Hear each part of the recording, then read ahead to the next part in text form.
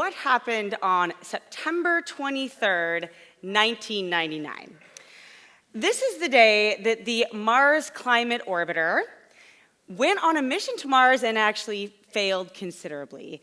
This was this device that NASA sent over to Mars. It was designed to measure the weather on Mars and also to serve as this communication device for the Mars Polar Lander, which was supposed to arrive a couple months later. It just completely failed. It hit the atmosphere, burst into a million pieces, leaving the folks who worked at NASA befuddled, upset, pretty pissed off. These are not them. You have to use your imagination a little bit in this talk. Now, these things happen. Sending things into space is tricky business, and quite frankly, as a psychologist, who am I to judge a bunch of very smart engineers who work for NASA for failing and having a bad day at work? But what makes this story extra special and super fascinating from my perspective is that the entire failure comes down to one thing: failed communication between these team members. And more specifically, the people working on this project were not talking to each other about the right stuff at the right time. It really is that simple. So I'm going to break this down for you. So it all started when they had to calculate the flight path. So anytime you send something into space, you have to tell it where to go. And to do so, you have to calculate the flight path. Now, the folks working at NASA for the Jet Propulsion Laboratory, they calculated the flight path using the metric system, and so they had the Newton as their unit of force. Those working at Lockheed Martin in the UK, they were using the pound as their unit of force. When you're using these two different systems, the whole thing was off by a factor of about 4.4. Now, at no point did the folks at NASA say to those over in the UK, hey guys, you're using the Newton as the unit of force, right? No, guys, no, we were using the pound. That conversation never actually happened. And so we have our first big communication mishap. Two sets of teams failed to communicate about basic information that seemed pretty obvious to everybody. And just to put things into perspective, imagine instead of sending something into space, these folks were making a cake. Okay? If I thought I was using a pound of butter and you thought we were using a kilogram of butter, that's about 2.2 pounds of butter. Your cake would end up tasting pretty gross, like this one looks here. Now, before we get too judgy about this, it sounds pretty silly, we do this all the time. We walk into meetings, if we get lucky, there's that annoying, overly conscientious person who says things like, before we get started, everyone, let's level set and talk about, whether there's ink in the printer at the newspaper we work, or, whatever obvious thing they want to get on the same page with. And we usually roll our eyes at this person and we tell them to stop talking because we want the meeting to end soon and we want to get on to the important stuff. And we say things like, we've done this a million times. Do we really need to cover that kind of thing? And the answer is yes, we should have that 20-second conversation so that our probe does not explode when it hits the atmosphere. But we often do not do this. Now, the good news is this is NASA. There is no single point of failure. And so just because you miscalculate your flight path doesn't mean the whole mission is going to actually end in just a complete failure. And so people started noticing things were wrong. And the good news is you can actually recalculate a flight path. So people started bringing this up in various meetings, and they even had a conference about it.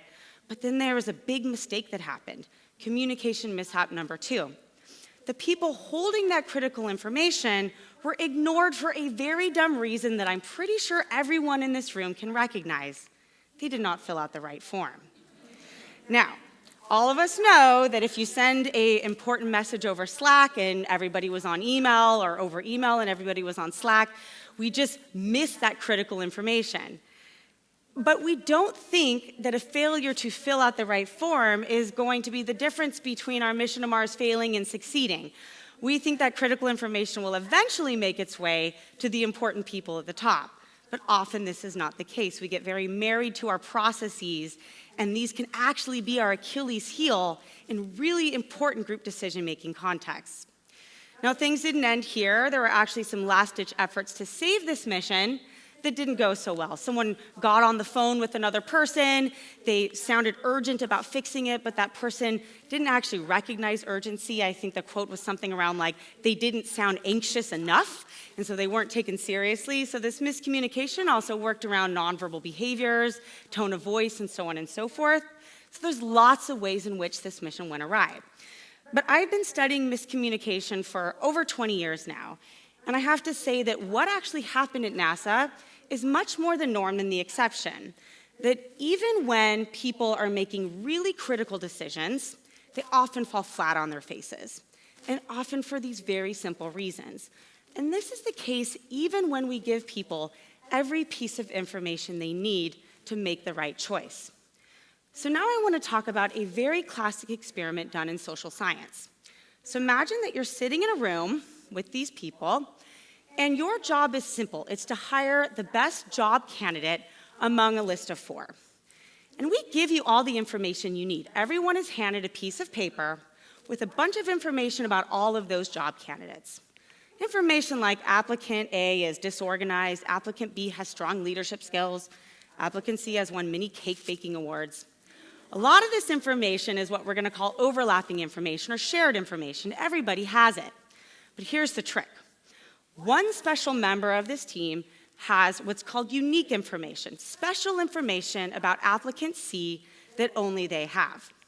And here's how this task goes.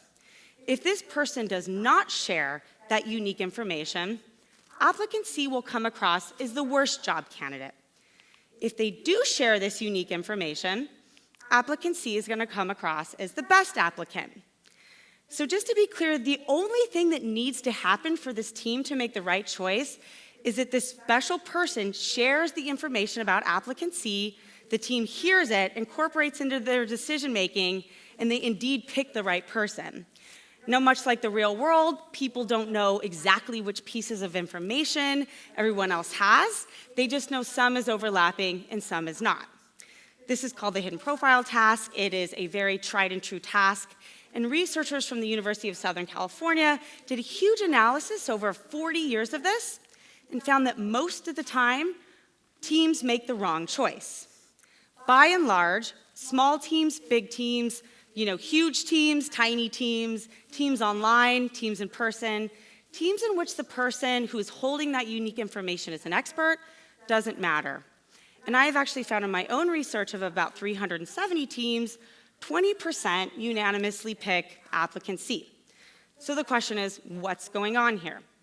Well, the obvious explanation, and one that we often see, is that teams focus on that shared information the most. They kind of throw around the stuff that they all know.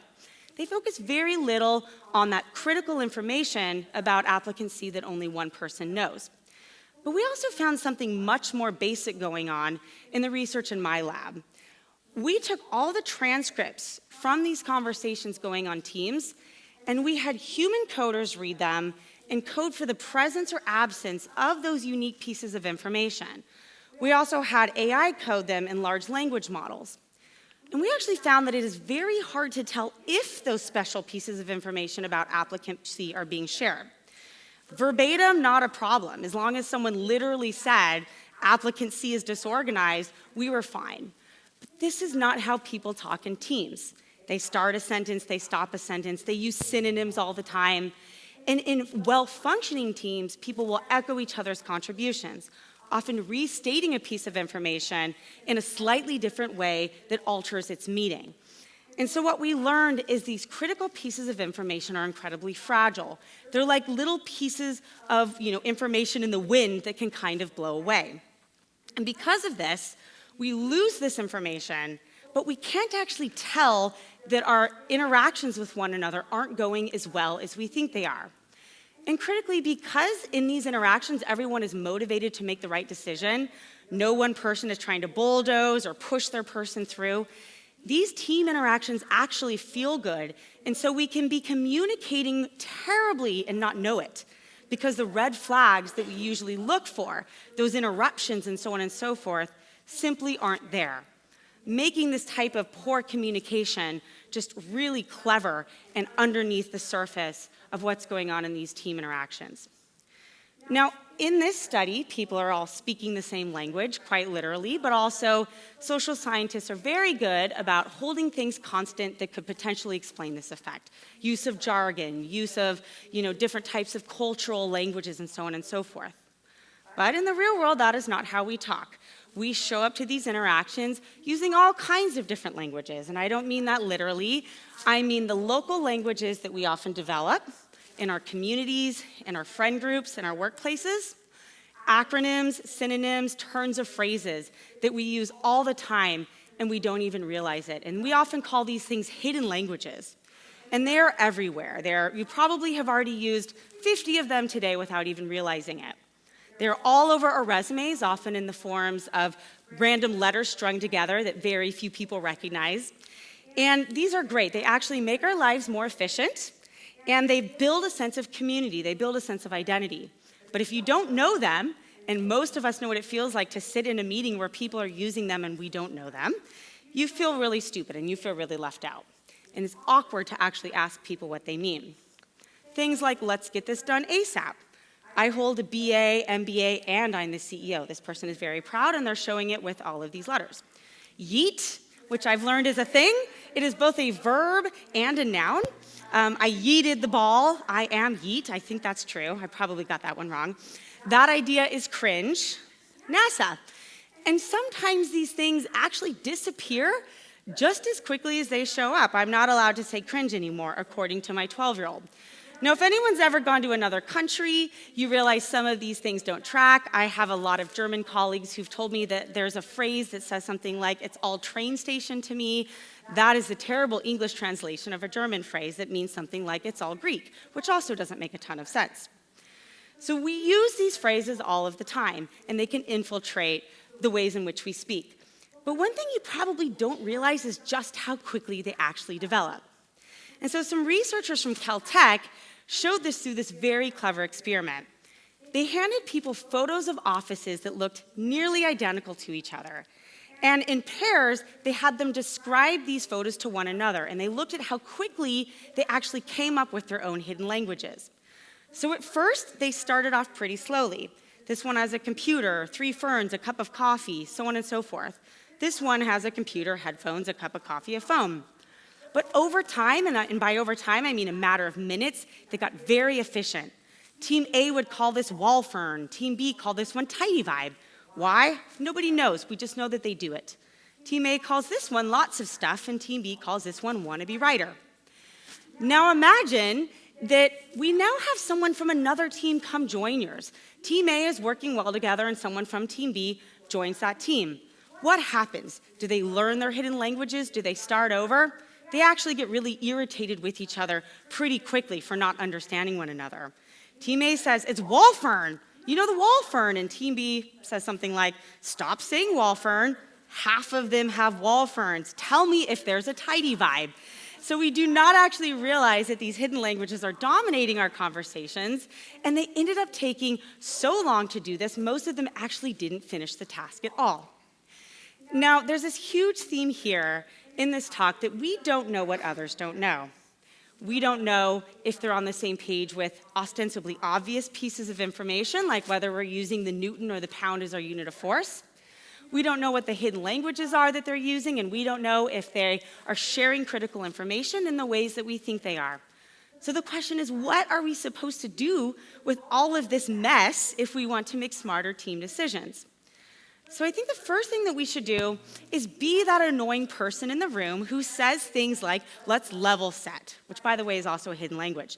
State the obvious. It is a good idea to start those meetings, to start those conversations, even if it makes people roll their eyes. That 20-second conversation about the obvious thing that should be going on in that meeting should happen. And it's okay to be the one to do it. It's okay to be the one to make that the norm in the meeting. Realize that not all critical information appears as such or is obvious to everyone. So in the research I talked about, they quite literally handed people all the information they needed to make the right hiring decision, but that is not the real world. We walk into rooms, we might not know if our information is critical, we might think it is, but there's a norm against sharing it. So imagine, for instance, that you are making some really important decision at work and your boss is in the room, and that boss is arguing to give her direct report, Tom, a raise, but you just saw Tom come out of her hotel room 3 times at that weekend retreat you guys got back from. Should you share that information? It feels critical to you, but it could also just be seen as a nasty little nugget of gossip if it's shared to the wrong person. So we often don't know there are norms that we could be violating by sharing critical information. We might be sitting on something important and we have no idea because we are new in the workplace. Don't assume people are always sharing it. People are actually more likely to withhold something if they're afraid that they're violating a norm, or if they're afraid it's not going to go down as well as they think it might. It's okay to restate information. In fact, you should, a few times. We learned that people often assume that critical information is shared, and that's a false assumption. Make sure that information sticks. Say it in the way you wanted it to say, in the way you wanted it to be heard. Restate it, and do it a couple times, and do it at the end of that interaction so that you can make sure that your message actually goes out as intended. It doesn't get restated, even by a well-meaning member of your team. And make it comfortable for people to ask, what did you mean by that? I think most of us know what it feels like to be sitting on the other end of a conversation in which a lot of jargon is thrown around, a lot of acronyms, and we feel silly asking. But make it a norm to just say, what did you mean by that? What were those letters? What did that phrase mean? We will be much less likely to be annoyed with one another when those kinds of conversations are happening. No matter what you do, don't say wall fern. Thank you.